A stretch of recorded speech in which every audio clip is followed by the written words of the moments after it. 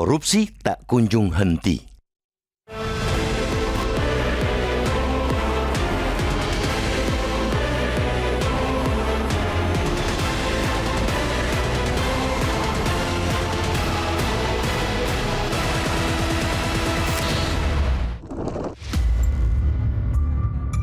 Tak salah kiranya jika Transparency International menempatkan Indonesia di level rendah dalam pemberantasan korupsi sepanjang 2025. Sepanjang tahun lalu, Indonesia justru dinilai semakin korup, bahkan berlanjut hingga Maret ini di tengah bulan suci Ramadan.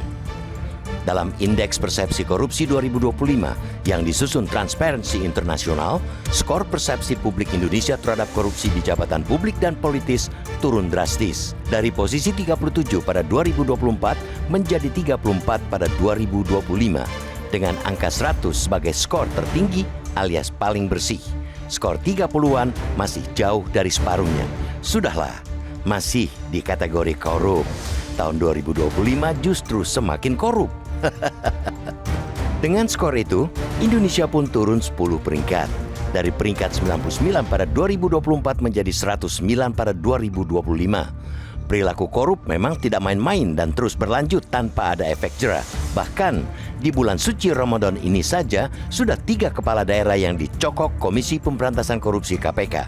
Mereka yaitu Bupati Pekalongan, Laila Fathia alias Fadia Arafik, lalu Bupati Rejang Lebong Muhammad Fikri Tobari, dan terakhir Bupati Cilacap Samsul Aulia Rahman yang ditangkap pada akhir pekan lalu.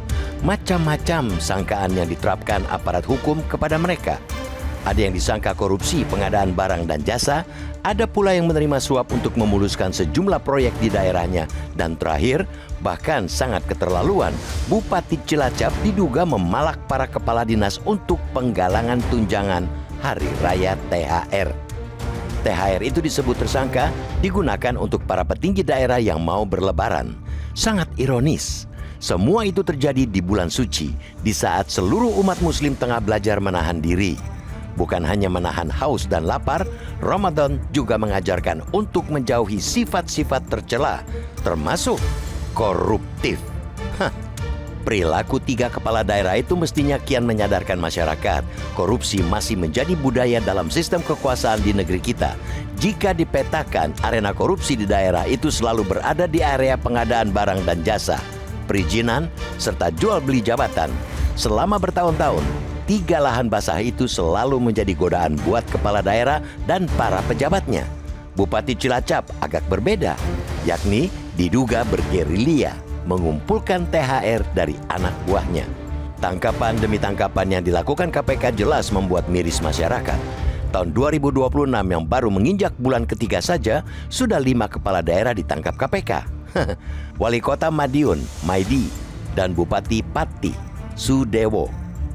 2 kepala daerah yang lebih dulu ditangkap KPK pada Januari lalu.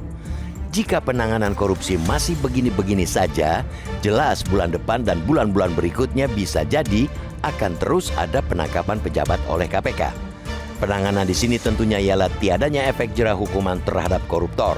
Mulai dari minimnya masa hukuman, ditambah lagi koruptor yang masih bisa tetap kaya selepas menjalani masa hukuman, membuat efek jera itu jauh panggang dari api.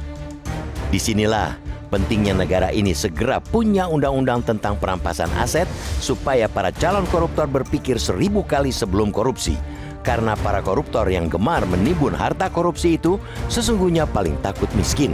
Mereka akan berhenti korupsi karena bisa miskin mendadak setelah harus mengganti kerugian negara.